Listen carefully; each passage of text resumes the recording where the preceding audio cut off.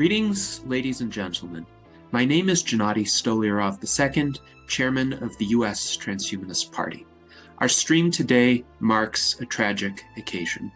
We learned just several days ago that on May 16, 2025, our U.S. Transhumanist Party Director of Energy Issues, John Kerecz, died suddenly and unexpectedly at the age of only 63. We still do not know the cause. We do know, because John made multiple videos about it, that on May 8th, he tore his quadriceps and was expected to go in for surgery during the week that he died. However, as of this recording, I do not know any more details than John had chosen to make public. This has undoubtedly been a major blow to all of us in the U.S. Transhumanist Party, and to all transhumanists and members of adjacent communities who knew John. John's involvement with the U.S. Transhumanist Party spanned the past 5 3/4 years, since August 2019, when he entered the USTP presidential primary as one of the candidates seeking our nomination. Out of all of the candidates competing during that primary, John has made the most enduring impact upon our organization, continuing to serve as a USTP officer since 2020 and remaining a major source of insight, stability, support, and good sense, always being steadfast in supporting his fellow officers and the USTP as an organization.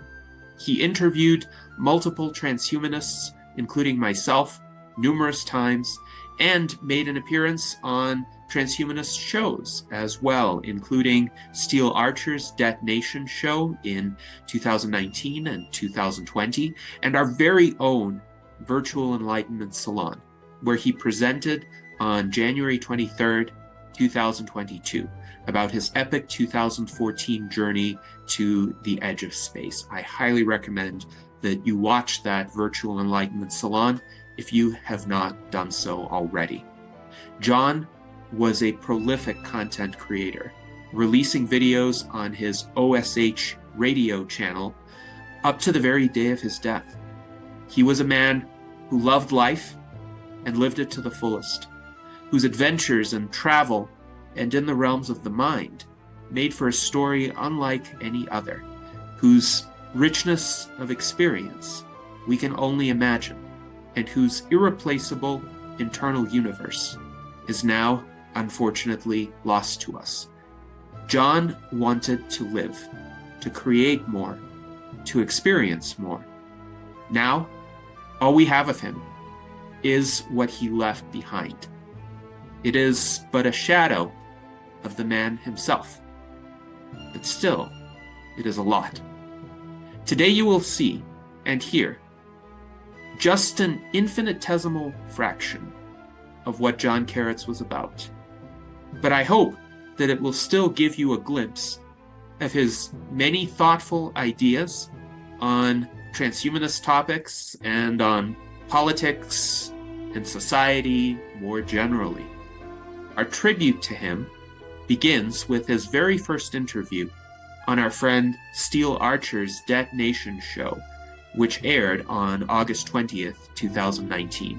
This was John's first major public appearance within the transhumanist sphere of discourse. Then you will see excerpts from his performance at the third virtual debate of USTP primary candidates held on September 16th, 2019. The last half hour of our stream today will feature some of John's musical creations, including the last music videos he ever posted. They are enjoyable, sometimes poignant, quite thought-provoking, and they speak to profound themes of life, death, and purpose, which John explored up until the very end. Of all of the people in our transhumanist community, John left perhaps the most extensive public mind file behind. I hope that it will be of benefit to humanity and give us all an enduring impression of who John Kerecz was, so that we may continue to benefit from his wisdom and be inspired by his incredible versatility as a creator. We only wish that he had been here with us to continue to enjoy these works himself and to create many others. I personally will greatly miss our conversations, of which I had hoped to have many more. And I do consider John to have been a friend as well. John ended many of his short videos with the words, "Live long and prosper." Unfortunately, he will not get to. But I know that he would wish it for us. Thank you to all of you today who join us in remembering him. He will be missed in ways that cannot be replaced and will not be forgotten. We have a candidate profile here, John Kerecz. Hello, John, and welcome to Detonation. Hi there. Thanks for having me today. How's your day been? Fantastic. Thank you very much. And you have a great name. I love the name. It's actually Hungarian, and it stands for crucifix. It was originally STZ at the end. So Yeah. It's interesting to know the background of your name and where it comes from.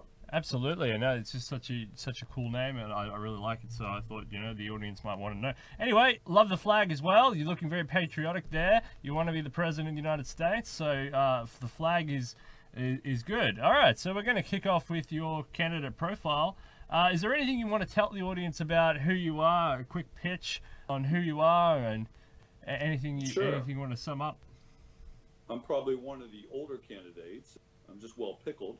But started my interests, of course, I say my interest in what you could say is transhumanism. I realized I thought about this. I always loved the classic horror movies. And my favorites, of course, were Frankenstein and the Dracula. And I thought to myself, boy, that's something right in line with transhumanism, actually. Frankenstein was kept alive and brought back from the dead and put back together.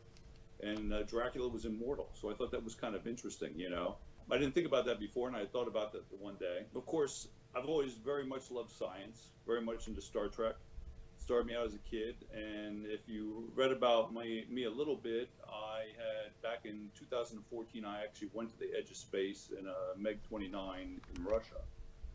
So that's just where you just break space and come back down. It's not even high enough to be considered an astronaut, because you're just breaking and seeing the black of space and the curvature of the Earth. But it was very, very interesting to do. Did fine with G's 5.5, but when we went to 7.8 the one time, I did get a little sick, shall we say. Let's just put it that way. But another thing about me is, as far as longevity and extending your life, I go back to the days of, I don't know if everybody remembers, Dirk Pearson and Sandy Shaw, who wrote books on longevity and extending your life back in the 70s. As a matter of fact, I still buy some vitamins and, shall we say, concoctions from them, because they're still out there selling them. So I date back to those days. And the other thing, too, about me is, if you count all the individual fake parts I have in my body, I am up to about 11 different fake parts. Replacements, titanium, ceramic.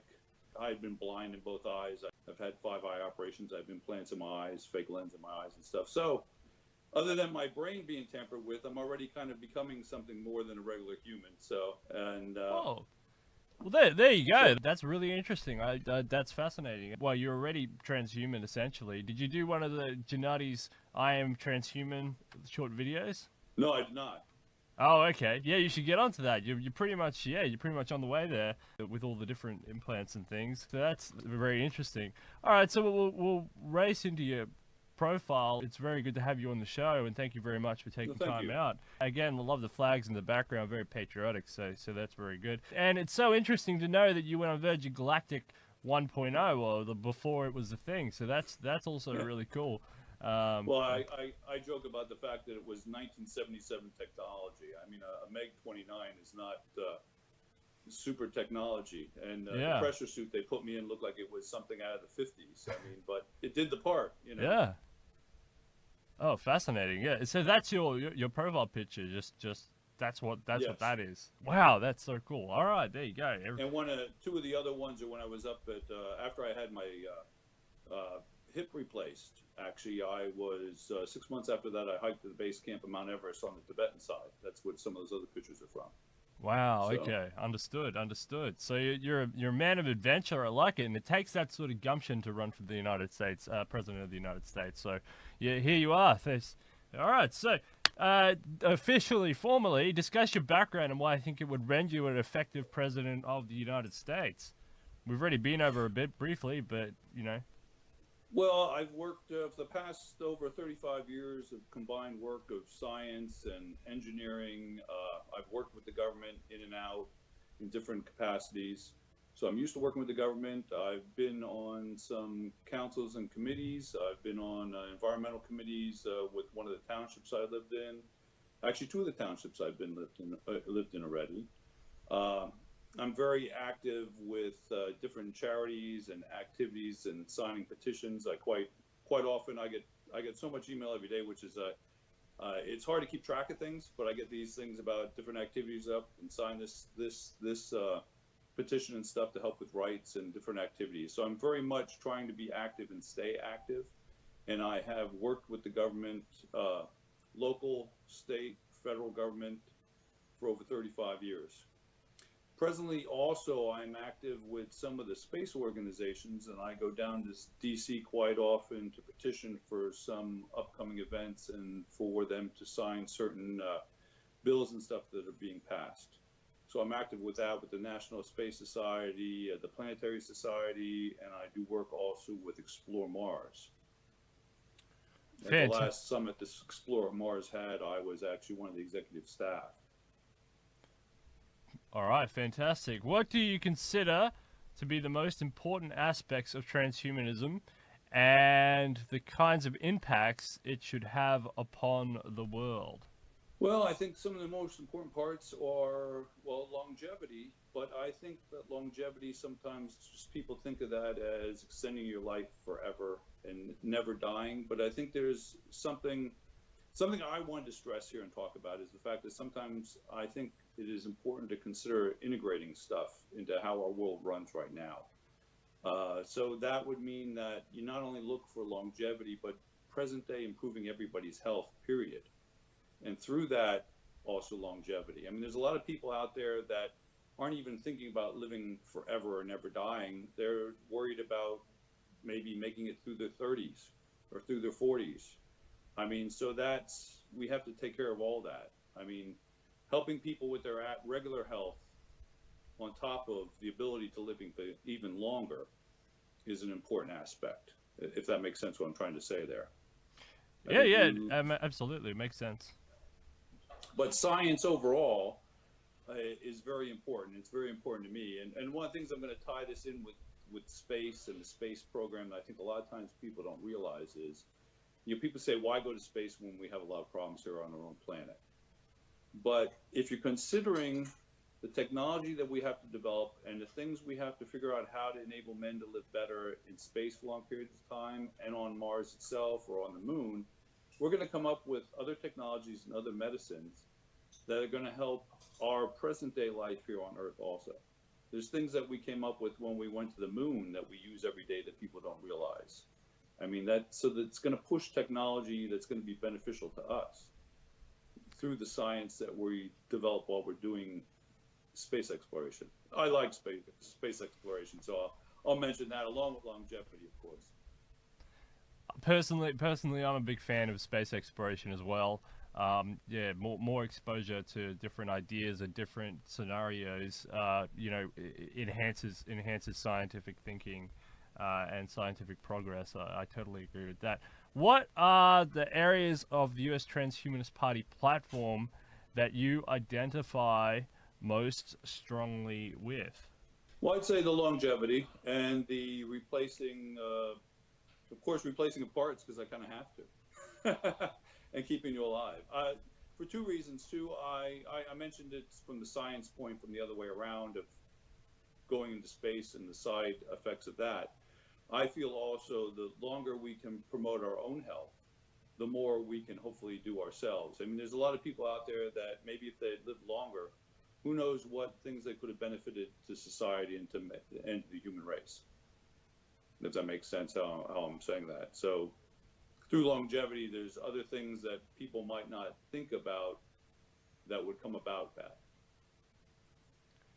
Yeah, here you've got technological advocacy, a solution to social issues such as eradicating mass hunger, solving currently incurable diseases, providing cheap and affordable healthcare, giving a quality Right. education for all, and generating cheaper, clean power for everyone.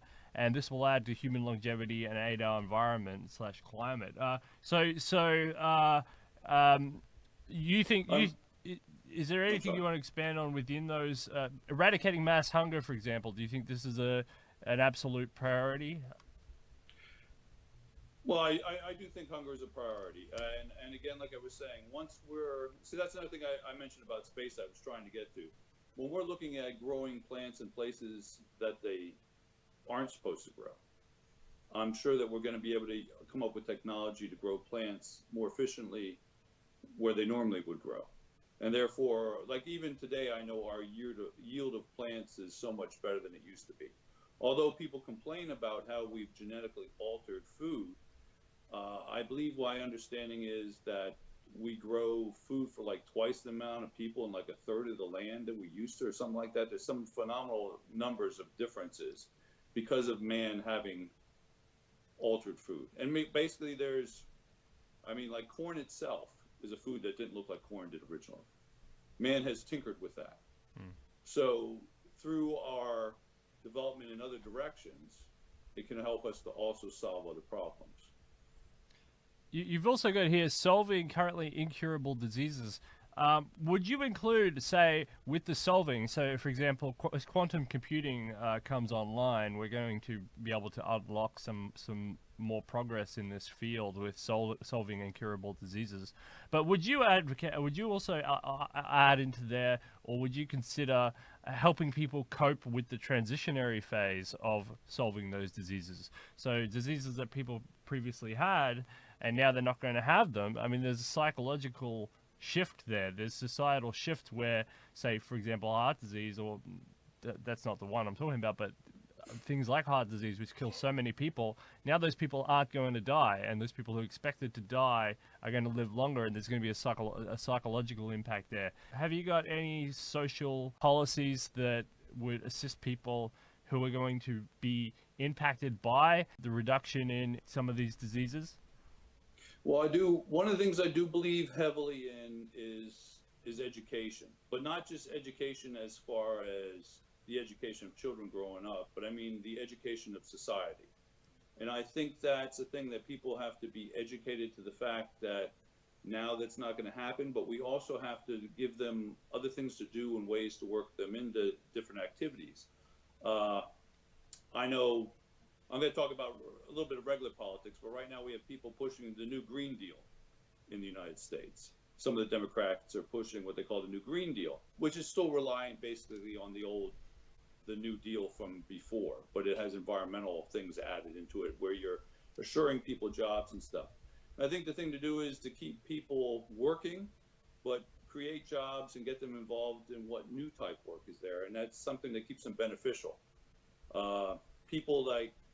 If people aren't working, I think it gives them more time to sometimes, what's that old thing, the idle mind, the idle hands, or the work of the devil somewhere, but I mean, psychologically and emotionally, that's good for people. But education, not just as far as children growing up being educated, but the populace and society as a whole. They have to be educated as far as what's out there for them, if there's more longevity, what things they're going to be able to do. Also the fact that as life does change, it's not, I've dealt with a lot of people and I realize they equate themselves and their worth with their job. So my point to that is, say they live longer and there were things that they were doing when they were younger, but now because of technology being different, those jobs don't exist anymore. But they have to be made to realize that what they're doing now is important and it matters to society and that it helps the whole, so that they have a sense of being needed and being necessary, not just being, why am I still here?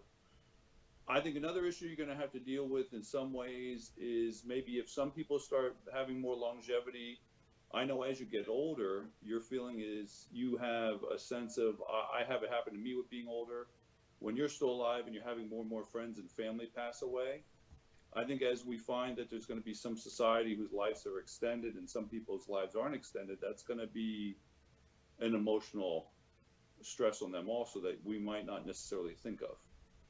And I think the best way to deal with that is maybe you might even have to offer some sort of counseling for people. But I think education might still be the best way to do it. Push it out there to people that they know that they are essential to the population. There's things for them to do and that they're important. And I think the same thing with the environment. I think sometimes we find that people aren't really being properly educated to what's going on in the environment. And then they think, oh, well, we don't need this, we don't need that. And they don't really realize some of the issues that have been happening. Because other people, I hate to say this, might be more greedy as far as the bottom dollar than the concern for people. Actually, I heard over in your country they were having some peak temperatures not too long ago. I had heard. Yeah, so yeah. Speaking of the environment and climate control, July was the hottest recorded month recorded ever in recorded history, or 200 years, or however long they've been recording it. So yeah, it was the hottest one ever. So that's kind of interesting. Here you've got generating cheaper power for everyone. You going all coal, all nuclear, all Green New Deal, solar, wind? What are you doing? Well, I have to admit, I used to work for EPA in the nuclear area many years ago, and when I worked on I have my bachelor's and master's in environmental engineering, and I did do a full year of nuclear engineering. I'm not a nuclear engineer; I'm an environmental engineer. But nuclear is a good, clean source of power, and people are scared of what can happen if there is an accident. That is true, but what people don't also realize is burning coal on a continuous basis puts off more radiation than a nuclear power plant. When a nuclear power plant is running properly, let me put it that way. You know, coal has isotopes in it that burn and go up into the air, and people don't realize that. I myself right now am working in the alternate energy field with air, solar, electric. My house myself has solar on the roof. The First Lady's house, the next First Lady's house also has solar on it, although hers doesn't work quite as, she's making a face at me, doesn't quite work as efficiently as mine because I don't really use as much electricity, but very much I'm pushing for the solar. Although some things I find, like I have a car that is actually, I get 45 miles per gallon in my car, which is just a gas car. So even a lot of the cars today are so much more efficient than the old day cars were, and have a smaller carbon footprint. I should get you and Jonathan Shatke on another new candidate. He's a nuclear engineer, so it'll be interesting to hear. What are, in your view, some of the major problems in contemporary American society, and how can transhumanism aid in resolving those problems? So what are the problems in contemporary American society that you see from there, Mr. John Kerecz? Well, some of I really do. I mean, I think I'm deviating from what you have in front of you, but I'm glad you're trying to keep me online there a little bit. A lot of times I think that we have a problem with some greed in our society right now, and I think businesses are trying to make the dollar any way they can, and not paying attention to other things like our environment and our future. I mean, if we invest now in our environment and our future, it'll be there for us. But to me, it seems like society wants the quick fix, wants everything instantaneously, and that reaches into everything. It reaches into social, reaches into business. It just spreads into all our politics and policies of our country. And probably most of the world is like that, to be honest with you, not just the United States. But I think sometimes education can come back to helping people. If today we make the investment in starting to clean up what we do, I think in the future, it'll be more productive in the long run. But I think people a lot of times don't want to let go. In this country, as far as jobs, people don't necessarily want to let go. They still think of us as an industrial nation, the United States. I think that time has kind of passed for the United States. I was watching a show the other day where they had a president on there, and somebody went to say, "Oh, can you bring back our factories?" And he hesitated and he said, "No, I can't, because that time is actually past. What's important now today is for us to move forward and to make sure that people that have lost their jobs can get retrained, and they offer them some form of training so that they can work in the new jobs. People don't realize, people think of the industrial nation, the United States of industrial nation, but most of the world and the United States was a farming country for longer than it was an industrial nation. And the industrial phase actually was a very short part of our time and our history for all of society on this world. So we have to realize that and move ahead and move into the next phases. And I think, as I was saying about education, education is not just for children, it's education of society, of what we really have to do, and not what people that are just interested in the bottom dollar want to tell everybody. So yeah, so short-term thinking, greed. How can transhumanism aid in resolving these problems? You mentioned education.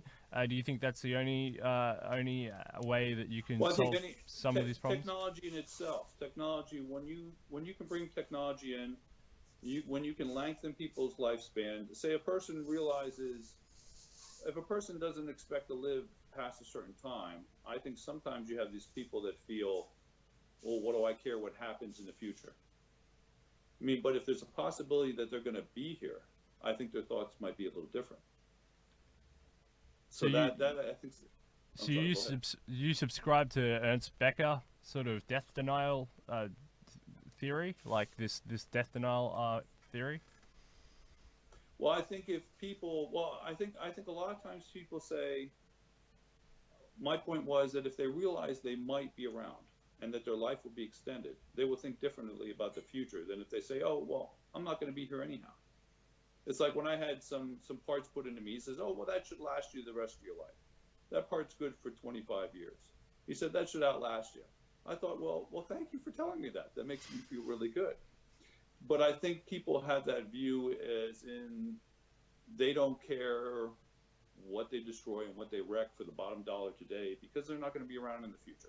And I don't think they think about their children or their children's children. But I think if they realize that they themselves might be around longer and live longer, it's more of something you have to be considerate of. All right, so this is a gritty question. In your view, what aspects of contemporary American politics work well, and what aspects of contemporary American politics are broken or malfunctioning? So, for part one, American politics, what part works well? Well, I know some people talk about the fact that we have a two-party system, and a two-party system, there should be more parties. But I mean, I think it's good that we do have at least the two-party systems, and then you have some extra parties that pop up here and there. I think that is a great idea, and originally that was a great concept. My argument about the Republicans and the Democrats is the fact that I think over time, it's become the fact that you really can't tell them apart as much as you used to be able to tell them apart. And now I think there are a few new politicians out there. Some of the new younger Democrats seem to be a little bit more when I was younger, I thought of Democrats as being. But it seemed to me that the parties had not really, I think only in concept were they two parties. It was sort of like the same party with two halves, not necessarily two parties. And the thing that also worries me about our system is the fact that there is a lot of backing by industries and companies of our politicians. And of course, they need the money to run. But once they get into the office, then they are kind of pulled like marionettes by the companies that pay for them to get elected. And a lot of those companies hedge their bets anyhow and vote and back both candidates, which again goes back to the fact I'm saying that both parties hadn't become too different. They'd become very similar. So I think the two-party system is good. More parties, I mean, you pop up, and I think that's great. But my concern is the fact that the dual-party system had become basically two sides of the same whole, not really different. And the fact is that you have people with the money backing them, pulling the strings. It'd be nice to see, I think, a politician that maybe came in under his own power and didn't need any backers, but I don't know if that's really even possible to be totally like that. And then also, I'm not sure what his agenda would be. You have to worry about that also. All right. Did Yeah. that actually answer your question? Yeah, that covered it. If elected president of the United States, what policy measures would you pursue? Well, I first thing I'd want to push is working towards our climate control and helping with that, and all the technologies that would have to go with that. But that would also have to be, I feel again, rely heavily on education. Environment, education, and health, I think, would be the big first three things I'd want to push policy-wise. I'd want to make sure people were educated as far as science and what's really going on, not just what people want as far as money. And I'd want to make sure that we were actually working towards the environment. There's a lot of laws and stuff that right now in this country have been being tampered with and lessened in environmental policies. And I was reading a book one day, I can't remember what book it was or what the author was, and he made a really good point that right now, with how the Trump administration had lessened a lot of the restrictions on the environment and different things, that once Trump is not in, this is the perfect opportunity for the people that have been talking about how they wanted to make a change and make things different, to actually get in there and rewrite the stuff and actually help with, like I said, the environment and education and health. Health is an issue. It is interesting to me that when you want to try and help people with health, what I see a lot in this country is what policy you have to do. They're very concerned with it seeming like socialism. When they start talking about a healthcare program that takes care of people, they are upset that it's becoming socialism. And I hear a lot of people talking just even in regular conversations. I don't know how to get over, I'm not sure how to write a policy for helping people with health that would not start seeming like socialism to people. And then my view also is a bit of socialism really a bad thing if it's taking care of the people and helping people? In some people's view, like when you talk about the 222, in some people's view, that is sort of a form of socialism. You're supplying this, and this to people. And I've noticed in this country, a lot of people reject that. But then again, if we can't take care of our own people and we throw them out there, what are we really doing? I mean, there has to be something in place to help our people and make sure that they have a minimal life. Yeah, that makes a lot of sense. So in the UK, for example, they declared a climate emergency. In Australia, they're looking at declaring a climate emergency, so you might follow suit with that. And in America, Right. You've got the big problem in health with Medicare versus Medicaid. You spend something upward of 17, somewhere between 17 to 20% of your GDP already on health initiatives, which is more than the world. So the argument of this whole socialism thing, I find funny, because where does it start? Because Australia does not spend 17% of its GDP on health. The UK does not spend 17% of its GDP on health. So where's all the money going? So it's a really interesting conundrum for those who cry socialism. You do know if we buy drugs in this country or if we go up to Canada, they're like nothing in price-wise. If we buy the British drugs over the American drugs, it's a big cost difference. So there's money going somewhere. We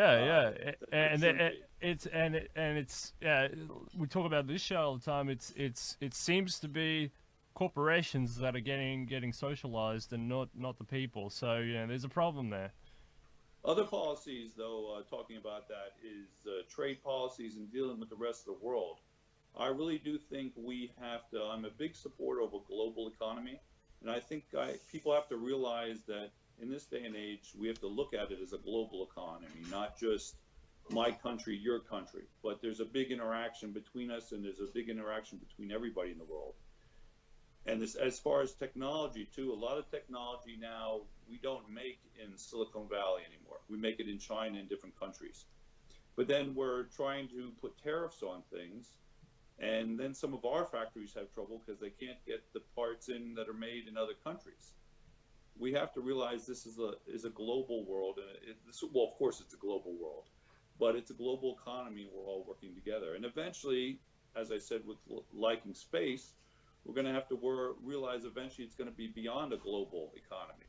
We're going to become, let's say, a solar economy as far as the solar system, and we're going to branch out.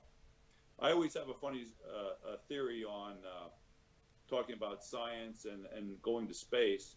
And, you know, people always are very territorial and tribal. We have a lot of tribalism. If you don't refer to it as tribalism, it's kind of like a territorial, like we're Americans, you're Australians, and then people fight for their territories. But I feel on this planet, once we have people colonizing the moon, we have people colonizing Mars, then you're going to find that I think the people on the Earth will tribalism just the Earth and unify more on this planet, because there's people then on the moon and there's also people on Mars. So it'll be a different view. We'll be more willing to work together here, because then it won't be, oh, that person in that country. It'll be, oh, those people on the moon. It's all their fault. Or those people on Mars, it's our fault. Our economy's bad because of them. You know, we're going to have to put tariffs on the moon then, or we're going to have to put tariffs on Mars, or maybe we'll have to build a wall around our planet so that the people from the moon don't sneak here at night where we don't know they're coming. I don't know. So it's just, it'll change where I think this planet will get along better who's on this planet, but we're still going to be territorial and tribal just against people that are on the other planets and in the other areas. I like your thinking. It's very crisp. I like your allusion to like TPP and NAFTA and others. It's good. There has to be regulation in there. There has to be sensible politics in there. But you can't not have an economy integrated into the wider global world. Absolutely. If elected president of the United States, what were you going to do in your first term? I think that's the question I was up to. What's your first term agenda? Well, one first term thing I'd like to do is I'd like to actually get a committee together of different people that represent different things, not just science, but also art. I believe art is very important, and I don't believe just transhumanistic art. I mean art totally, all types of art. I think art is important for, shall I say, our soul and for our well-being, and I think a lot of science and stuff starts as art in our brains. And art is one of the things I think that make us different and above the animals. Although I have seen chimpanzees paint, I've actually even seen elephants painting with brushes and paint things. So it's not saying that the other animals don't have some ability for art. But I think art's important, not just having people on the committee that deal with science and health and all the basic things. I think it's important to have the view of the artist in there too, to help me decide on better projects and to bring to my attention what is needed. Because I'm only one person, I don't know what's well needed. And it's sort of like, what's a good idea? Similar to the idea that, is it the Virgin guy, Bronson? How do you pronounce his last name? Bronson? Branson. Richard Branson. Branson. Like he has that committee of the elders, he calls it, that he uses to help with projects. Put something together like that can advise me and make me aware of things that I myself might not be aware of, because there's things that I'm not going to be aware of. But I want to put a committee together that has a well-rounded view of it. I don't necessarily want people that are just interested in, before, like I said, it's not that I don't like money, but I don't want to necessarily make that the bottom line. There's more things there. You want the planet to be here. You want our children and our children's children to enjoy that. And also, if and when we live longer, we want to still be able to enjoy that. We don't want to be, what's the sense of being immortal and having to live in a dome or not being able to go anywhere? Although you're living forever, there's a lot of enjoyment of the beautiful planet that we should be able to enjoy. We should want to live forever to be able to enjoy the beauty of nature on any of the planets or in space. We want to not destroy that. So that's why I think it's important to have not just businessmen involved, but other type people, religious people, artists, not just the average scientists and governmental people and generals. We want them too, because you need them also. But we want it to be well-rounded for all of humanity and our concerns.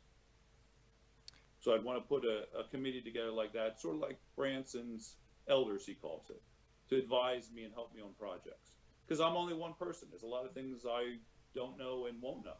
This you have very much in common with Mr. Charles Holsopple, the 222 guy. He basically argues that he would rely on a committee as well, because he's only one person and they have specialist knowledge in information fields. So talk to Mr. Holsopple about that sort of stuff, because I think you guys line up very closely on that. What are your thoughts on the U.S. Constitution and its relevance and implications in the transhuman era? Are transhumanism and the U.S. current Constitution compatible? Well, I think I'm trying to remember what I have written here, though, but I believe that our Constitution is based on the fact that sometimes I think they forget, which is we were supposed to be a haven here for the freedom of people, religious and all kinds of reasons. And the Transhumanist Party, which wants different things than some of the other people have been used to, our concepts, the ideas, has a place. And the Constitution is made that it's supposed to be made up of people with different views and different ideas. So I think they work together, and the concept is good. I think we have, in this country, I think sometimes we get away from what the original reason of our Constitution was. I think people lose that it was here to take people in and for them to be able to have the freedom of their different views and different desires. You know, America is made up of many different people. At the old days, it's a melting pot. All ideas should be allowed here. The transhumanist campaign for president is primarily an educational endeavor. What are the key insights about which you would like to educate the public during your campaign? How would you like to educate them? This is I'm interested to hear this from you, because you're big on education. Well, I think education has to start in everything with people. Like I said, school, but I feel today that, I hate to say it though, I'll admit it though, but I think social media is a way that we have to get out there and actually push a campaign to educate people. It sounds horrible because it sounds like we're using the same thing that you feel is being used against us. But I think education in this day and age goes into many things. I said myself that one of the things I want to do, I'm kind of jumping ahead here, is to have monthly meetings on TV, township meetings, go different places, talk to people. I want them to see me. I want to be talking to them. The committee that I would put together to advise me, I'd want them there with me too, so that I am accessible to people. What we're trying to do and why we're trying to do it is accessible and open, and what's the word that you like to use today? Transparent to people. I want to be transparent in the fact that through technology and life extension and better technology and better health, what we can do for the world, what we can do for our country and for the world is out there. So I think when I say multimedia and different things, it kind of scares me, because then it sounds like you're trying to creep into everything and maybe brainwash people, but I don't mean it that way. You want to make the information available to people. Make the information that's available in many different ways. Because I think a lot of times ideas can be squished and not made available to people. Absolutely. Given that a president would need to act on behalf of the interests of the entire population, about members of the public who are either not transhumanists or maybe implicit transhumanists, what would make you an effective candidate for appealing to them and representing their interests? So, well, again, like I was saying about our Constitution, originally it was made that people are allowed to have different views.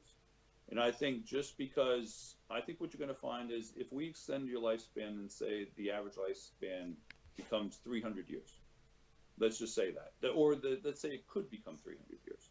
There's going to be people that might not want to extend their life, but that is their freedom to live like that. They can do that whether they want. It shouldn't be, I don't think any views should be imposed on people that don't want them. Now, I have heard the views that then you could maybe end up getting sort of a caste system, because you have the people that want the higher technology, or they want the enhancements, and then the other ones that don't want the enhancements. I'm not really sure how we would go about trying to make that, again, that you don't end up with some sort of a caste system. But I would hope that through, again, education and talking to the people and getting it out there, that they know that everybody is an important part of society and is just as important as each other. But not everybody is going to want to do that. But getting back, I think I was a little bit off key with that, sorry. But I think as somebody in power, if you are put in power by the people, it is what you should be doing is to listen to everyone, not just the group that you come from yourself. That's why, like I said, I'd want to put a group together that's very diversified, that would be giving me information, to weigh all the information. Because you can't do that. There's going to be different people, and each person's just as important as the other person. Yeah, absolutely. I think you were touching on a very good point there with the caste system thing, because, on one hand, you're trying to argue the old tenets of America, which is freedom from government, trying to be free and independent. But at the same time, the choices that relate to that are based in the freedom are going to lead to a divergence. Some people are going to want technology enhancements, some are going to stray away. And without a government enforcing a policy of you will take enhancements or you will not, without that policy, you will end up with different groups doing different things. You're not going to, no one's going to probably force the Amish to take these enhancements unless the government came down and forcibly put these in. So, marrying freedom and technological enhancements is a hard thing to do. And perhaps whatever you think is the best on that option. But I do think that was a very good point. I don't think you were straying away from anything there.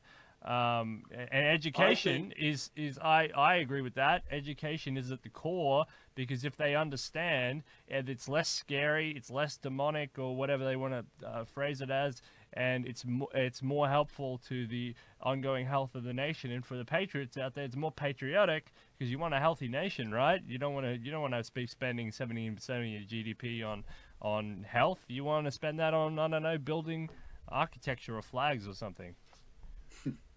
I think also it's big to integrate new concepts into the framework you already have, so that it's not. I have seen, like, years ago I did, I was doing a lot of engineering work, and then I went into doing a lot of IT work. And I found that the IT stuff has become very integrated into everything, that it isn't as separate as it used to be. And talking about new sciences and new technologies and new medicines and new medical treatments, that's something I feel that the best way to approach that sometimes is to make sure it integrates into what is already there. And you don't want to change a system abruptly. Shall we say abruptly or drastically? You want to integrate and ease into different things and stuff. I find that I have thought man is kind of resistant to a lot of change. I mean, I remember in the 60s when we thought by this time that we would be living on Mars already. We'd be flying around in hovercrafts and stuff. But we're not. We also thought there for a while that our houses would be built underground, and the earth would be beautiful because the houses would be down underneath and you wouldn't have as much deterioration of the above environment. But I find man still builds houses. When you go to other cities that have been here, you go to London, you go to Rome, you go to Athens, and really have our houses changed that much in thousands of years? I mean, they really haven't. So the changes you make have to be integrated into society, that it is accepted. And because if you don't integrate it in a manner, even if it is good for the people, it'll be refused. It'll be pushed away. It'll be denied. So that's an important thing to keep in mind too, I think. So I've only got one more question, and it's is aging a disease? Would you get the FDA on, or as a president, would you classify aging as a disease? I don't necessarily think of aging as a disease. I think it's how our body is designed. But I think it's designed in a manner maybe for a time that's not exactly appropriate right now. I would maybe consider it an ailment, but maybe not a disease. I don't know if it's because there are some people that do live longer than others. So I think it's a natural thing built into our system. But a lot of things I think are us as human beings, something that we should try and overcome. It's within our nature to always overcome our limitations. I don't know if I'd consider it a disease. It might be something that this time is natural, then in the future won't be natural.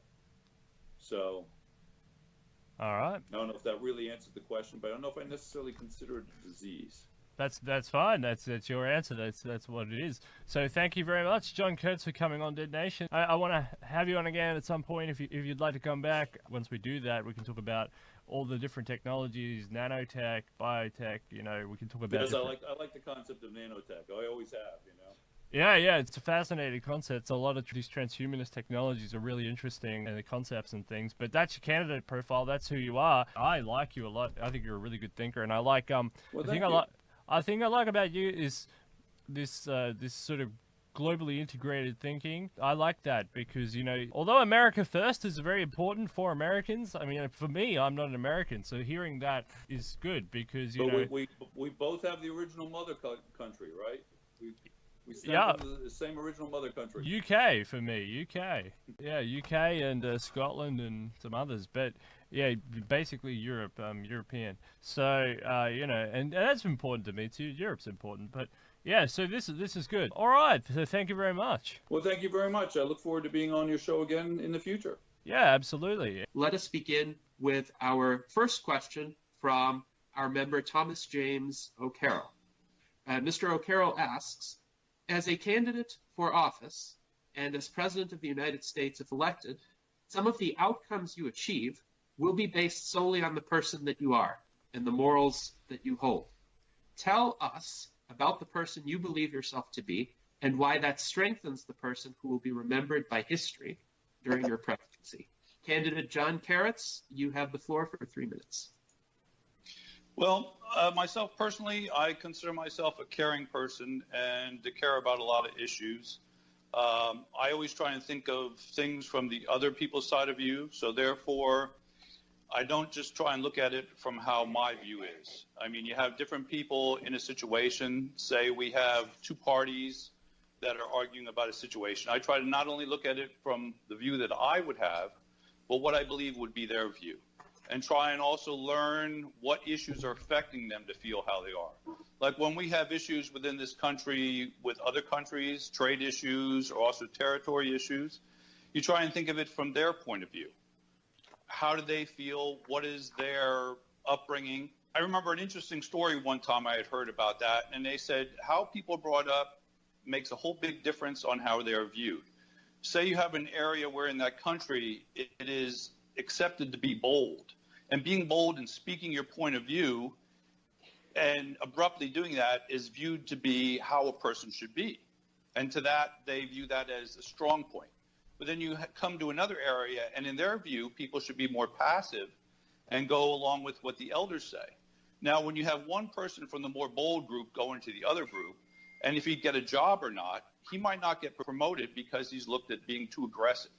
Or if the other person would go into the other group's area, he would not get promoted because he looks at being too passive and not being, willing to work enough. So it's an issue of where they come from and how it is viewed. So you have to always view the size of an issue from how they view it, not just from your own viewpoint. And that's just what I would bring to the office. Thank you, candidate John Kerecz. Now we proceed to our second question from Denora Delphine. And she also has a question about leadership. She asks, what do you think people want in a good leader, which may not necessarily be what you think makes a good leader? So please focus your answers on what you believe people in general or most people consider to be good leadership. Even if you don't consider yourself to be a leader, I think you can opine as to what the public would consider to be a good leader. So candidate John Kerecz, I will give you the floor for 3 minutes. I think above all, usually people want you to be fair and honest. But beyond fair and honest, I think sometimes you see leaders go in a direction you might not see as quite as right, but you don't want a leader to be wavering in his own commitment to something. So therefore, if the leader makes a decision and say he's going to go in a certain direction, I think the people want to see him strong and behind his own views and not waver on it. Because I think if he doesn't have direction or seem to have belief in himself or his own direction, that the people also will not follow him. So I think fair and honest above everything else, but then if you go in a direction, you have to stick with it. You have to be committed to what you say you're going to do. You can't waver. And I think that's the main thing that people want in a leader. Yes, thank you, Candidate Kerecz. That was our second question. So we proceed now to the third question from our member, Tanvir Ahmed. And he asks, what can you do to keep us alive forever? And this is the transhumanist variant of the question, what's in it for me? So, Candidate John Kerecz, you have the floor for 3 minutes. What can you do to keep us alive? Well, first off, one of the main points I wanted to stress, I was thinking of 3 points as far as my platform, is health. And I think, first off, to look at longevity is to look at longevity as total health. So first off, you have to improve the health of everybody. So I think first we have to revamp our healthcare in the United States, in this country, and hopefully then also in the world. But first off, it's just making sure people live longer and don't die of diseases that they have always died of in the past. Today already our lifespan has been expanding. So the first off is to help do research to cure normal ailments and to also improve longevity. I myself have researched longevity since the 70s. I was a follower of Dirk Pearson and Sandy Shaw, if you remember their longevity books from the 70s. I see Charles remembers the books. I still buys things off of them today. But it doesn't always have to be man and machine necessarily as far as improving our health, period. I myself have 11 fake parts in me presently. I've had pieces of my eyes have been replaced. Parts of my leg have been replaced. I have a fake hip. I have titanium. I have screws in me. It's the way to go to keep us active and keep us alive. I think so. First off, we have to improve total health care. And then to new technologies, not keep them from the people, but make them accessible. Enable testing of things also. Of course, there is rights to how you should test new things, but we should be able to test new ideas and not be afraid of testing so that things are available to people and we can progress. I also, in my own opinion, I'm a very big backer of the space program, and I think this does relate because people forget how when we're worried about people going to space and dealing in different atmospheres and different situations, how we also have to research other health issues. I believe those same health issues that we're going to research for traveling to space is also going to increase our longevity here on Earth also, because we have to learn how to adapt our human body to different atmospheres and different gravities. So basically, in the beginning of it, I think just the basic increase of paying more attention to healthcare in this country, making sure healthcare is available to everybody, and then increasing the level of what people can get and not just limiting it to the natural things. And I was talking to a doctor today about how some drugs and stuff that they push in this country are based more on making money instead of actually helping people's life. And I like to make sure that it's more about extending people's life and not the companies making money. Thank you, Candidate Kerecz. We move on to question number 4 from Pavel Ilin.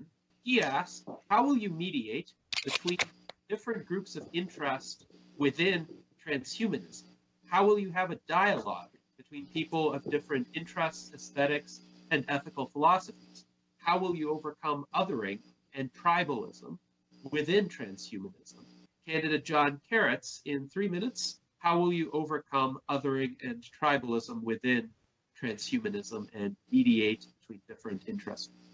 Well, I think this kind of comes back to how I answered the first question. I think it would be important to get the different representatives from the different groups that have different mindsets, to get them together as much as possible to discuss their different issues so that they can understand each other's directions and where they're coming from. I think getting them to form a consensus of how it should go forward totally depends on having them all understand each other's point of view. So through understanding and through communicating with each other, they can come to some sort of consensus. So I think the trick there is to get them to talk as much as possible and to open the lines of communication and make sure the lines of communication are open. Even if meetings between them became arguments are still communication. So when they have different views and stuff, they have to keep it open. Lines of communication always have to be kept open, even if they don't agree on things.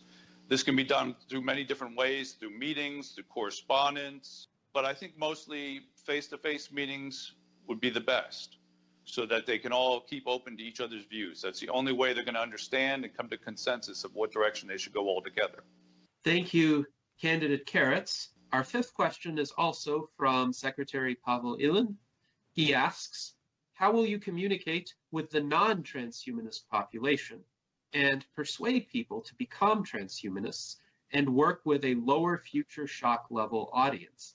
How will you overcome othering and tribalism within the broader society? So the previous question pertained to mediation, communication, overcoming othering and tribalism within transhumanism, and this question focuses on the broader society. Candidate John Kerecz, you have 3 minutes. That's a good point. I think with a lot of things in this day and age, you see how technology gets into society and how they accept things. I think a lot of times with technology, you have to kind of ease it into people. And one time they had said about Steve Jobs, they said about how he showed people things that they didn't even know they wanted, but he made them realize they wanted it. So I think this is a very big time when it's important for media and education to show people what it is, to show that it's useful, it's helpful, it will help the quality of their life, and show them that it really won't change their life as much as they think it will. It's best to try and ease things into people and to show them the benefits of it and downplay any part of any side effect it might have or any side problem. I mean, there's always side problems with everything. But I think it's very important for media and how it comes across the population to get it out and educate people and show people, like I said again, like Steve Jobs says, make them realize about something they might not even know it exists, but make them realize how much they actually do want it and how much they do need it and how it will improve the quality of life. I mean, there's things we do today with technology that we didn't think we'd do, and we thought, why would you want to do that? So that's what you have to get across to people. So I think it does make a big difference with media and education through media, to make people realize the benefit. That's the most important part, to make them realize the benefit of it. Thank you, Candidate Kerecz. Our sixth question is also from Secretary Pavel Ilin.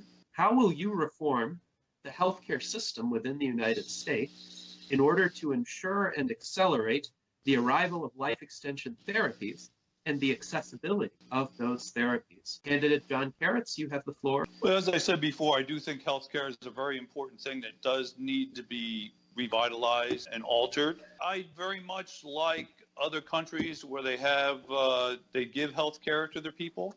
I do believe that's important. I've heard the other argument where people complain because they consider that socialized. But I think healthcare should be available to people. I think we should try to make it that it is not about the companies making money, but about them helping people. I think right now in this country and in the world period, a lot of drugs that they make available to people aren't always drugs that are really helping the people. It's more about how they can make money off of it. And I think there'd be a way to, if maybe we did socialize the healthcare a little bit more. I mean, there was a time when people didn't like the idea of Social Security because they thought that was being socialist. But if we make it that way, that it's more important for the discoveries and the healing of people than companies being concerned with always making money, I think that's the direction to take it. We want people to get better and get well. Talking about longevity of people, statins for cholesterol is one of the biggest things they push for people right now. But yet research has shown that people that die of dementia and Alzheimer's sometimes in the brain fluid have levels 500% less of cholesterol in the brain fluid. Now, is this a product or a cause? I mean, the companies are busy pushing statin for everybody to lower cholesterol, but yet it's shown that people that die of brain deficiencies have less cholesterol. My concern with this is if it's all about the companies making money, not helping people, are they really going to work towards helping people and really work towards longevity? I don't think they want to help work towards longevity, but right now, the way our health system is, I think they actually want people to be sick so that they can actually make money off it. And that has to be stopped. It has to be moved to a point where we're working towards people living longer. The companies should realize that they can still make money. And if you have somebody that lives 200 years, you can make less money off of them for a longer period of time and still make money. So I think that's my biggest concern. If they're working towards promoting the length of lifespan of someone, not the fact of making their money right now, I think that'll greatly improve our healthcare. Thank you, Candidate Kerecz. Now we move on to question 7 from another one of the U.S. Transhumanist Party's members, Mike DeVerde, who has also been active in the chat. This question also relates to healthcare, and Mr. DeVerde asks, would you support increases in funding for the National Institutes of Health to be used for basic research into transhumanist technologies? If so, what federal departments and programs, if any, would you cut simultaneously with those increases to the NIH? And candidate John Kerecz, you have the floor for 3 minutes. Actually, myself personally, what I would like to fund everything with myself is I'm very big on environmental policies, and I believe on trying to move people towards renewables. And I would like to tax a lot of the fossil fuels to use for a lot of my programs, for the healthcare, for education, and the infrastructure. So I would like to tax actually fossil fuels is what I'd mainly like to tax the money on. People can continue to use them, but I wanted to make it harder for them to use it. That money is what I'd want to put towards everything else to help the healthcare, to help the education, to help the infrastructure.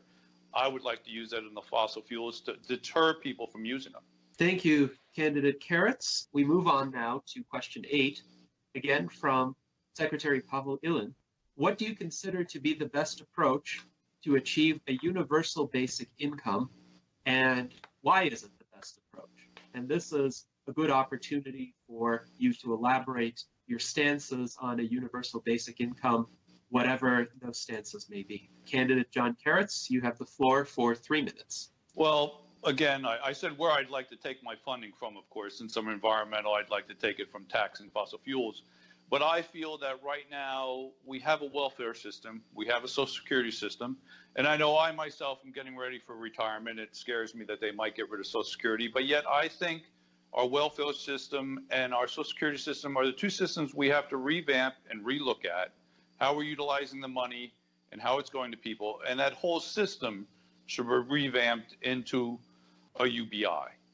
That way it's not just dealing with a certain person getting money or a certain age getting money, but it's revamped that looks at everybody getting a UBI throughout life. I'm not sure what that exact amount would be right now. I've heard some numbers that people throw out there.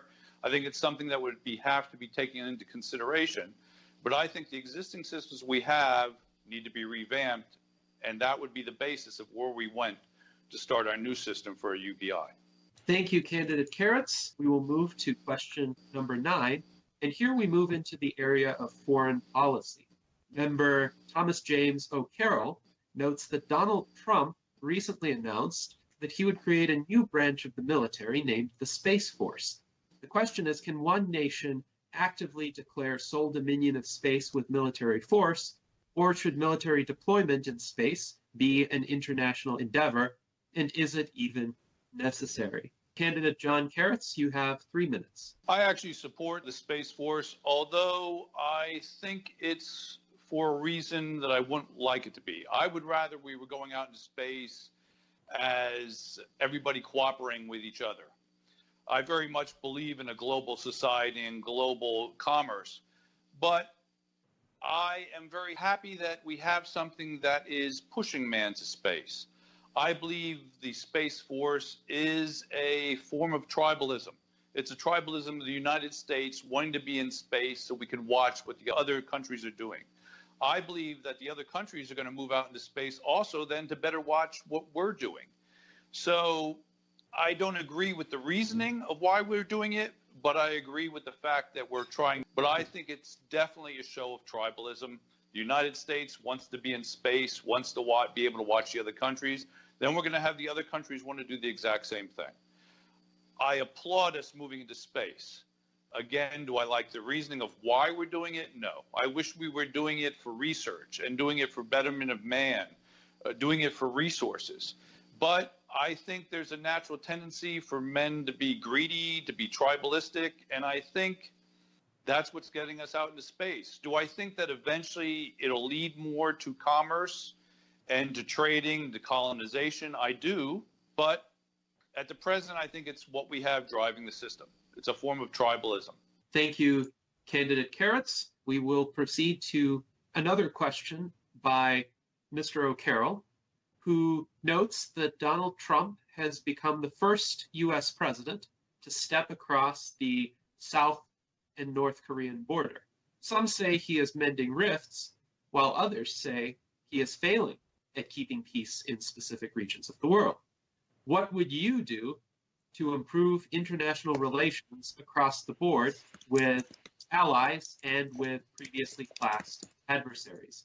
Candidate John Kerecz, you have 3 minutes. Well, I do believe that you should be open to meet with any representative from any country. I don't think because of the past histories between our country, you should deny a meeting with them. I think as the leader of the United States, you should be willing to meet with every country and anybody. I think you should make a point of that. When you know there's a country that you're having trouble with, you should try to have a sit down with them, maybe a mediated sit down in a location of neutral territory. I do think it was a good move of Mr. Trump to go to North Korea. I've been to South Korea. I know how they view North Korea and the border and the territory there. So I do think that was a good move, but I think there can be more done with all countries. I believe in the concept of the United Nations as a whole. To some extent, I wish the United Nations maybe would have a little more strength. And I know some countries worry about that as them taking away, but we are the United States.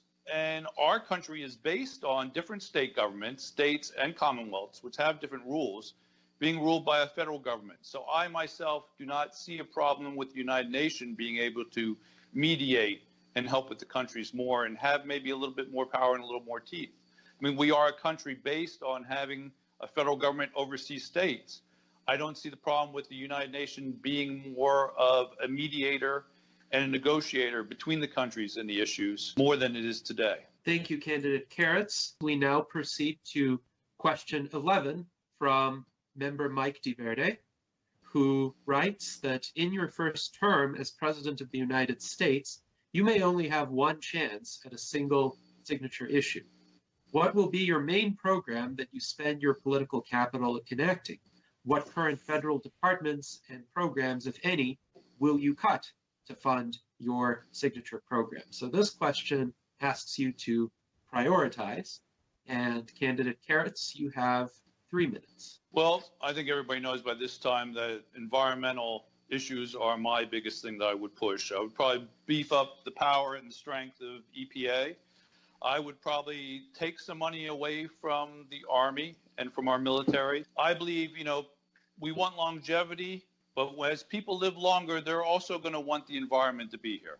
I think to some extent, businesses today are worried about quick dollars. I think if they realized that they were going to be around longer, I think they would be more concerned with the environment, because as your lifespan increases, you have to worry about how the Earth's going to be. You want the Earth to be nice for you to live in, for your children to live in. You don't want to be living in domes because you can't breathe the atmosphere or something. So that's just the point. The longer your life is, I think the more we want to make our lives livable and enjoyable. And I think one of the biggest things that brings us enjoyment is the environment. A lot of people like to get out and run in nature, like to see streams, like to see rivers, like to go fishing, like to do things in nature. If we don't make sure that is there for us, what's the point of living a long life or forever if there isn't as much enjoyment there? So to me, the environment is the most important thing to push first. And I would take some money away from the military, along with, as I've said before, I believe heavily in taxing some of the fossil fuels as it is, so that we can gain money and also make it more likely for people not wanting to use the fossil fuels to help our environment. Thank you, Candidate Kerecz. Now we proceed to question 12 from Thomas James O'Carroll, who is interested in how would you approach the U.S. federal budget and allocate funds among the various functions of government? Would you advocate growing or reducing federal spending overall? Candidate Kerecz, you have 3 minutes. Well, I would hope to increase funding into the programs I believe we need, but through that also make more jobs and help the economy as it is. Again, I said before about backing the environment and changing us to more renewables and using more technologies and newer technologies. But that in itself will cause jobs to be made for more infrastructure and people to work on those jobs and work. So in some ways, sometimes increased spending does also increase the income back to the people and the jobs available to people. So I believe that some spending will need to be done. Of course, again, like I stated before, I believe in taxing also. I know the Democrats right now, they have the new Green Deal, which I very much like, but they don't believe in taxing the fuels and the fossil fuels, and I do believe in taxing the fossil fuels. So some spending is going to have to be put out to actually reap the rewards, I believe. It'll create more jobs and more people will be working. And you also have to look at where that's going to make additional money and more jobs, like I said. I like to put some more money into education. I don't like the fact that the arts, music, arts, even sports, I think are essential for schools to have. I think it's a good growth for the human being. I think art is something that's very unique to human beings, although I do know that you've seen primates and also, I don't know if any of you've seen the films of elephants painting, but some of the other mammals and animals do have an idea of art. But I think art is, to the extent that we can take it, is very important to the human being. It's important to our soul. It's important to our passion. And it's something that I think is unique to us. So I think education has to be further increased and the arts can't be cut. Some of my policies, too, I believe that people should be guaranteed 2-year degrees. Now, some people argue me, why not more? But I think that's, again, like UBI. It's a basic education you want to make sure they have, to make sure that they are able to work in the new environment where there's new jobs. You know, this country was mostly, or the world as a basic, a long time was, you know, first we were hunter-gatherers and then we were farmers. For a long time, we were farmers. People forget that when we went from farming to industry, there was a big shock and everybody was scared of that and they didn't like it. But now that we're getting away from being an industrial nation, again, everybody's scared. But actually, for a long time, we were farmers a lot longer than we were an industrial nation. So we're just moving ahead. And that's the same way I view our healthcare and our longevity and the transhumanism. It's a new step in a new direction, that there might be a fear towards it right now, but it's the growth and how things are going to change. And eventually then people are going to say, when there's the next level, they're going to say, oh my God, we don't want to change from that. So getting back to spending though, I think spending should be spent on the environment to increase it and then also cause new jobs to be formed, and on education and on healthcare, while also taxing some things to help curve people back towards using better fuels. Thank you, Candidate Kerecz, and thank you to all of the candidates for answering our prepared questions. Now we have reached a stage in the debate where no future time will be accumulated. So you have all accumulated a certain amount of time. You will now only be able to draw down that time with your further responses. There's going to be one more surprise question, and then we will have essentially an open forum. Now, first, we will go to our surprise question from Denora Delphine. She asks, what are the transhumanist movements and the Transhumanist Party's greatest challenges in preventing growth? So think about what obstacles transhumanism in general and the Transhumanist Party in particular will need to overcome in order to grow to the scale where we can truly affect the world. Candidate Kerecz, you have the floor. Yes, I think it's, again, like I said before when I referred to Steve Jobs, it's making people realize that there's something they need that they didn't think they need. I think the human being ascending to going towards the next level of what we can be should be looked at, and it should be brought to the people as a natural thing, not as an unnatural thing, but as the next evolution of man. Not make them feel that it is something odd, but it's something that's natural and it's the way we should be going, and make them understand this. Not bring it out to them as something they can accept, not as something that they might recoil from. And I do think, again, media and how things is presented is a very important part in how you present things to people. They have to realize the benefits of what's being looked at and what's trying to be done. This is something that's trying to be done for the good of mankind, for the good of all of us. And I think they have to realize that. It has to be brought to them as something not unnatural, but actually natural, as a natural progression of where we're going, and how there's a lot of things today that we do already that are in this way. I mean, we're already connecting ourselves and implanting different parts and working towards changing ourselves with vitamins, with medicine, with implanting artificial parts. So I think they has to be brought to their attention that it is the natural progression and that it isn't something unreal or unnatural. And that it isn't science fiction, but it's science fact, and it's the direction we're being taken. So media and education is a way to do this and to overcome the resistance that people might naturally have. But all people are always going to have some resistance to something new until they look back and it's like, oh, I can't believe they resisted that back then. I mean, look at even when people went from horses to cars, how there was such a big resistance. We don't see that today, but I think it's just going to be once they see the benefit and they're helped to see the benefit, I don't think there would be as much resistance as you think there might be. Thank you, Candidate Kerecz. The way this will work is we will go through each of the candidates in their speaking order, and each candidate may use as much or as little of their allotted time as possible. However, we will continue going through the rotation essentially until either all of the candidates have run out of time or until each candidate essentially decides that they have said what they intended to say. So, Candidate Kerecz, we will begin with you. Any thoughts you have regarding this debate, any elaborations, rebuttals, or ideas as to why our members should support our candidate? Well, I just want to restate that basically what I'm looking at is a three-pronged thing. I believe in education, in health, and also in the environment. And I believe in technology as something that branches into everything. I had originally, back in the 90s, switched from doing engineering work into doing computer work. And I had gotten a computer degree back way in the early 80s when you did key punching. So it's funny to know when you punch the cards and how things have changed. But I view technology as something that branches into everything and every way of life and every piece of life, and it will continue to branch into that.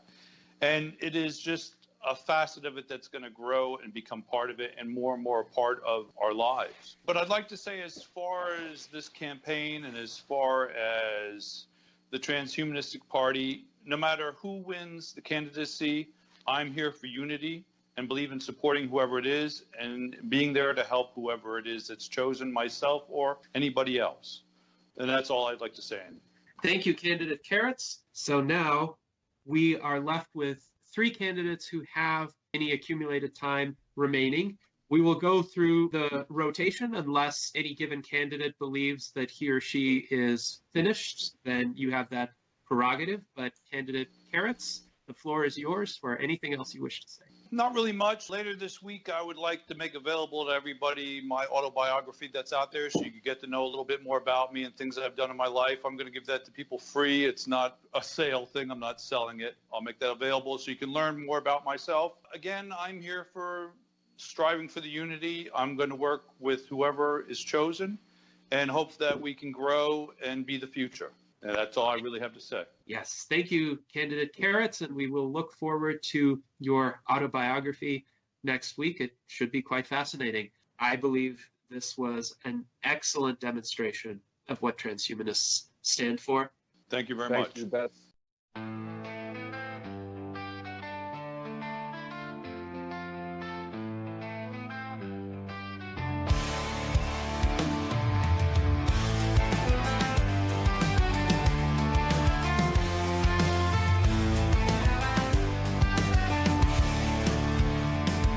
In the land of freedom, where dreams come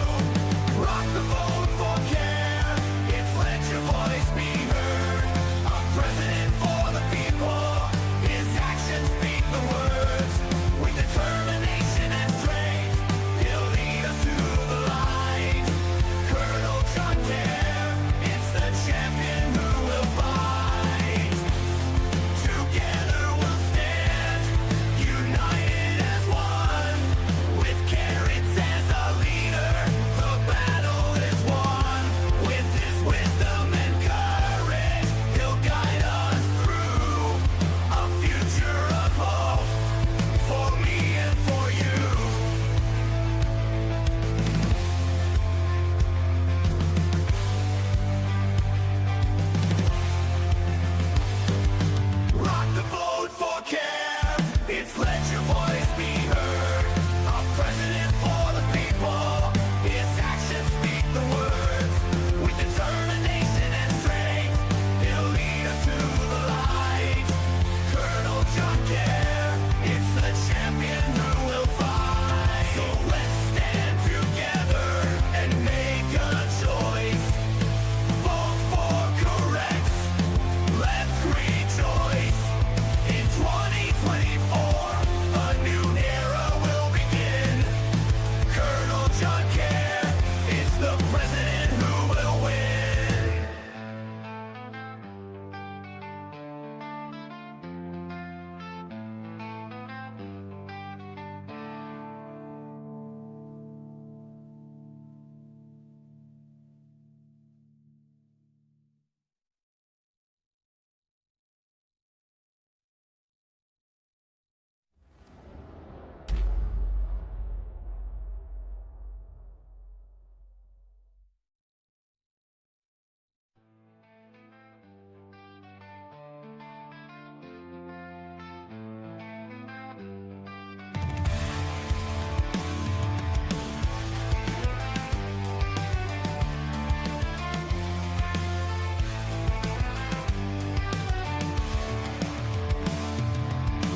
In the land of freedom, where dreams collide, a leader emerges with passion and pride. Colonel John Kerecz.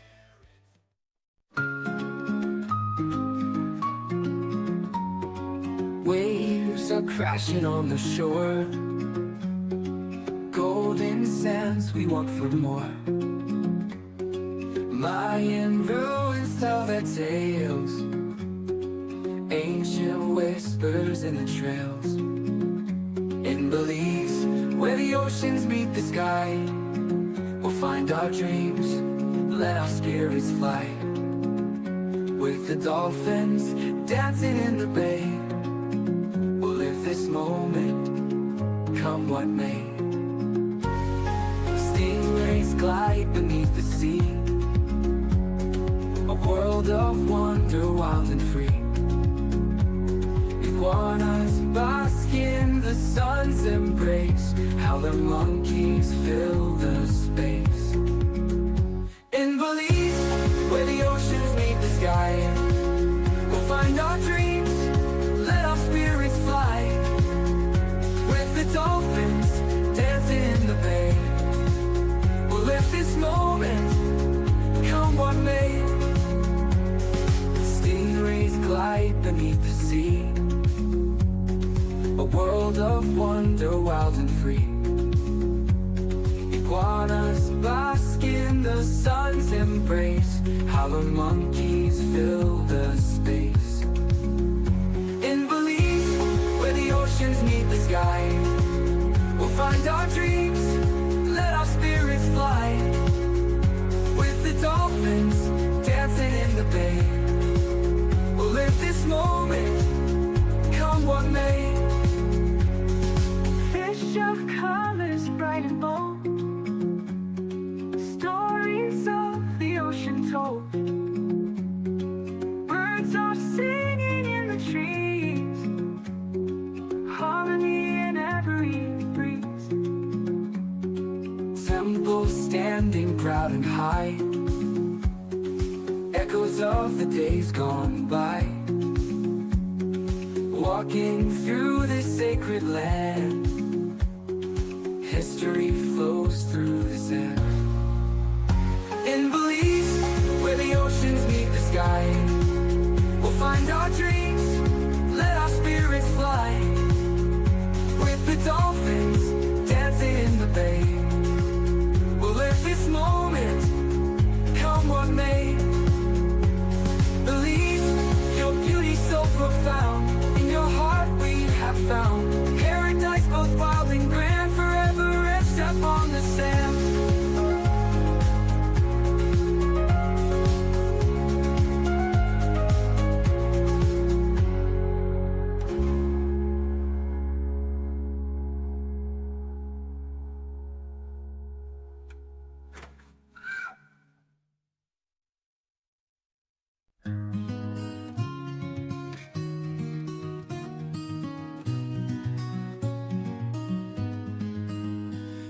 the dance of time I twirl, eternal steps my fate unfurl. From the dawn till twilight dim, endless echoes on the rim. Heart of Erin beats in me, through the ages wild and free. On the wind my whispers ride, in each story I'm the guide. Forever here I'll always be, in the bards and memory. Through the centuries I'll glow, in the heart of every flow.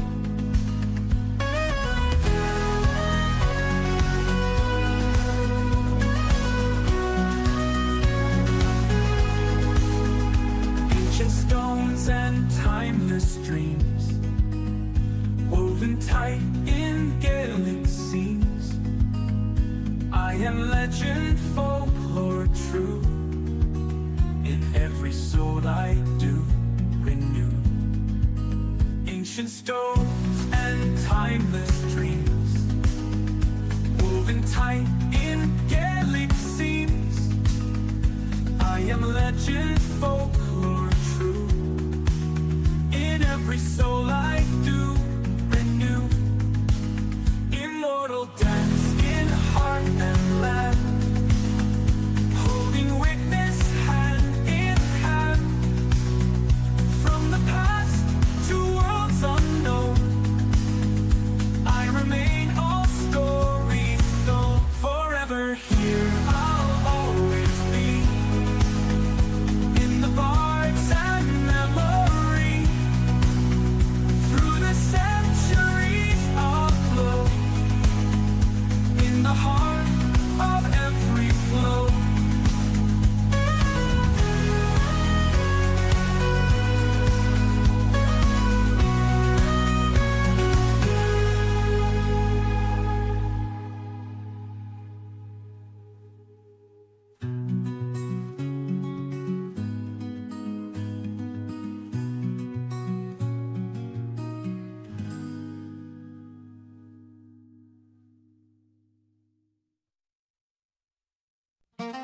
Oh, Peru, where the mountains rise, kissing the heavens, painting the skies. The Andes stand proud, a fortress of stone. In this sacred land our hearts find home. The condor soars with a spirit untamed. The puma prowls the serpent's flames. Guardians of wisdom, protectors of lore, their ancient whispers forever endure. Oh, Peru, land of dreams, where the sunlight dances on flowing streams. Machu Picchu's hides a kingdom of old, a story of wonder and treasures untold. Oh, Peru, where the spirits dwell, in the heart of your hills we hear their spell. The llamas and alpacas, soft as the breeze, grazing on hills under emerald trees. Their wool brings warmth, their meat sustains, gifts from the land through sun and rain. Wild dogs roam, their joy runs free, playing in streets near the turquoise sea. In markets alive, colors unfold, friendly faces, treasures of gold. Oh, Peru, land of dreams, where the sunlight dances on flowing streams. Machu Picchu's hides a kingdom of old, a story of wonder and treasures untold. Oh, Peru, where the spirits dwell, in the heart of your hills we hear their spell. The sacred valley to Titicaca shore, a land of beauty we'll always adore. Through jungles deep and deserts wide, Peru's spirit forever abides.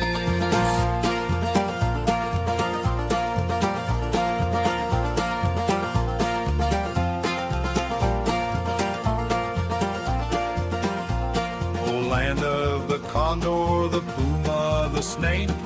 In your embrace our souls awake. Peru, you're a song the world must know, a place of magic where love will grow.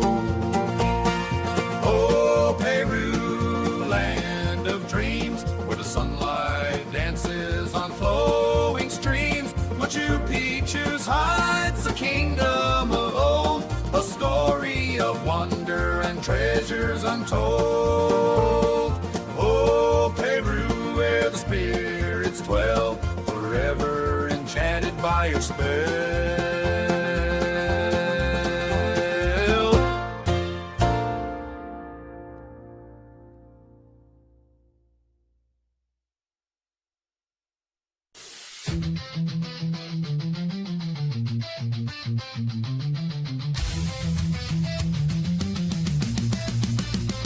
In the quiet hum of a midnight glow, a man in his lab where dreams overflow. Tired hands build what his father once dreamed, a bridge to the stars, to the unseen. Memories whisper like the wind in the night. His father's voice calls, burning bright. Through time and space, the truth unfurls. Beyond the edge lies a million worlds. Awake, John Kerecz, the void calls your name. Through the shadows of doubt, fire and flame. The path is unknown, but the vision is clear. A journey through dimensions where purpose draws near. At home the walls echo love and strain. A wife softly, her voice laced with pain. Your children wait while you chase the stars. Don't let ambition leave them with scars. But deep in his chest the longing grows to peace the cosmos where destiny flows. Between love and dreams he stands torn apart. A mission of the mind propelled by the heart. Awake, John Kerecz, the void calls your name. Through the shadows of doubt, fire and flame. The path is unknown, but the vision is clear. A journey through dimensions where purpose draws near.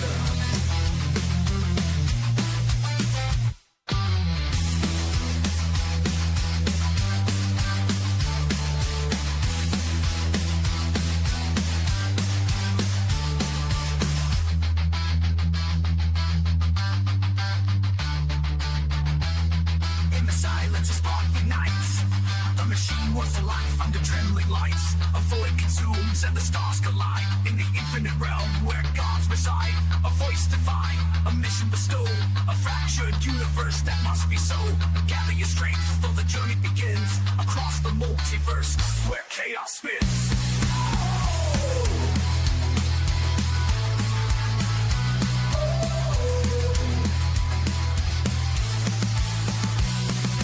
Hey, John Kerecz, the void calls your name. Through the shadows of doubt and fire and flame. The path is unknown, but the vision is clear. A journey through dimensions where purpose draws near.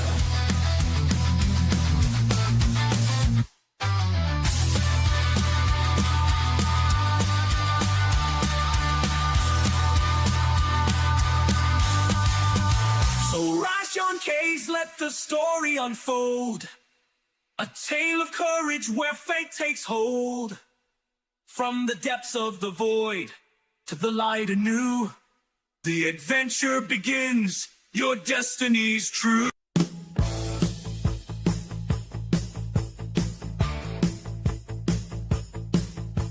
The battle is over, the stars realign. The echoes of chaos now left behind. Across every world, the fabric restored. Yet shadows remind us of the battles we bore. Three souls divided, yet bound as one. A legacy forged in the fire of the sun. Each dimension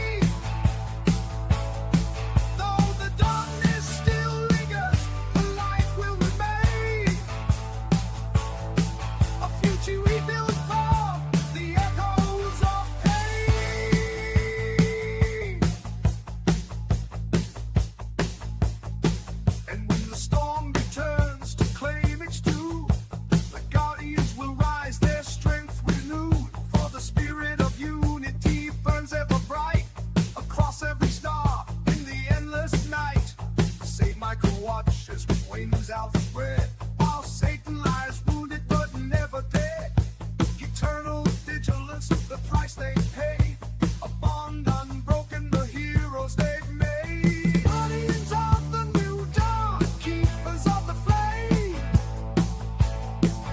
Through the trials of the void, they overcame. Though the darkness still lingers, a light will remain. A future rebuilt from the echoes of pain.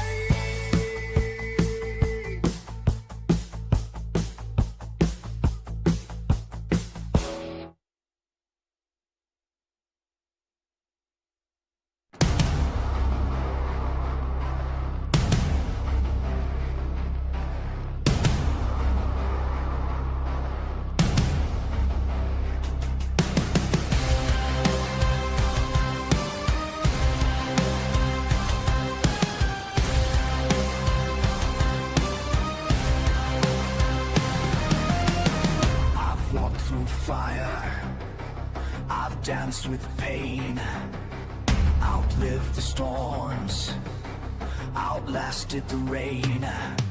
But the hunger burns, it's never fed. More to conquer before I'm dead. This well will hear me, I will rise. Flames in my heart and steel in my eyes. I want fame, I want gold, I want name in legends told. I'm the thunder, I'm the flame, even death won't steal my name. I protect, I will defend, my will unbroken till the end. Time can't stop this soul unchanged, I'm the force of nature, I remain.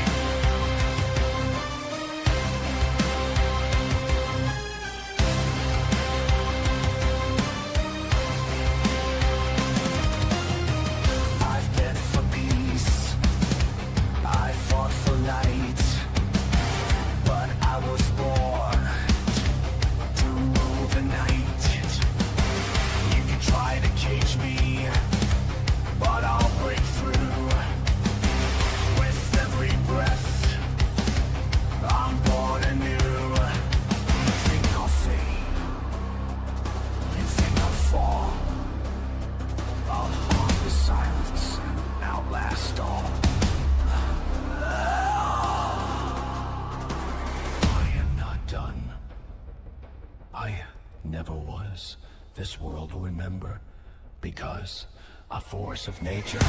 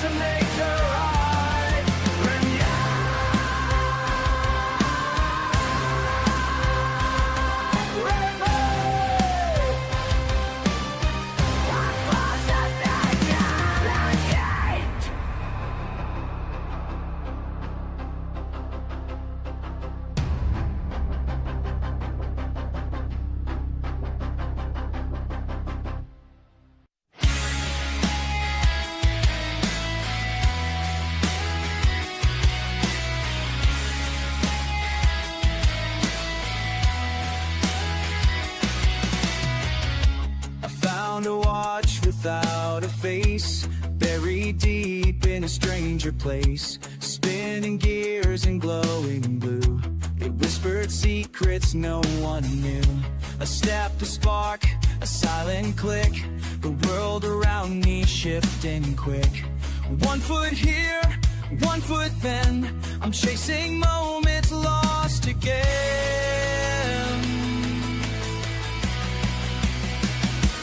Through the threads of time I wander, cast confused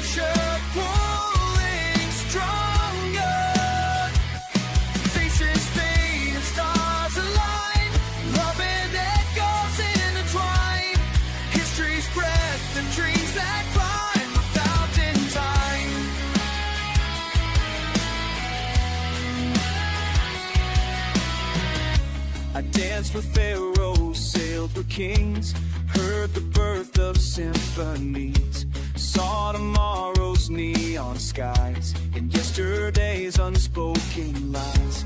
But every jump leaves something gone, a name, a touch, a fading song. Would you still know who I am if I never came back again?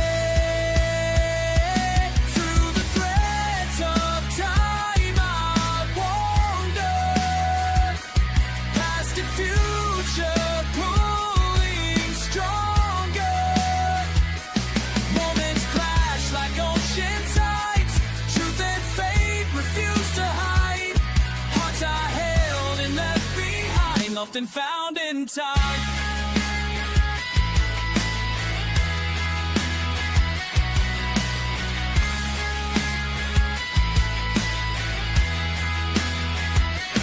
Would you wait at the edge of now,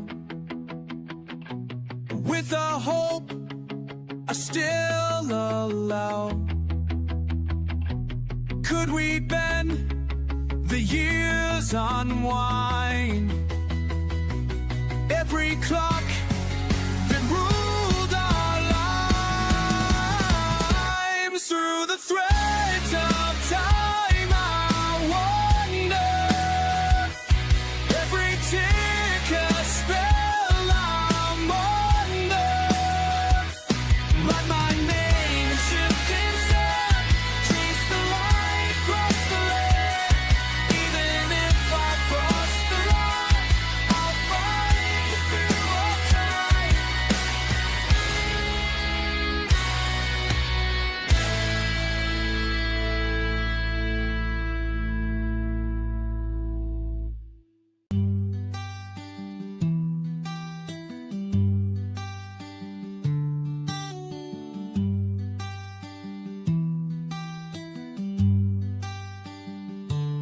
If I was to die tomorrow, don't let sorrow steal the light. Remember all our laughter and the way we held on tight.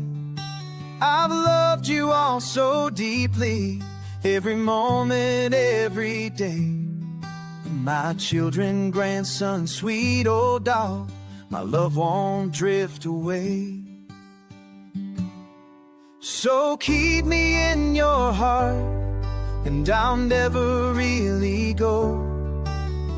Talk to me in quiet times, I promise I'll still know. I'll be the breeze that warms your skin, the whisper in the trees, forever wrapped around you like the calm within the seas.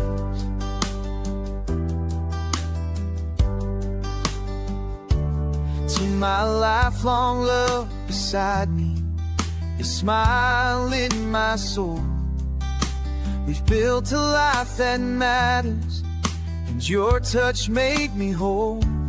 To my friends who stood beside me through the thick and thin of years, know that your love held me steady through the joy and through the tears. So keep me in your heart, and I'll never really go. Talk to me in quiet times, I promise I'll still know. I'll be the breeze that warms your skin, the whisper in the trees, forever wrapped around you like the calm within the sea.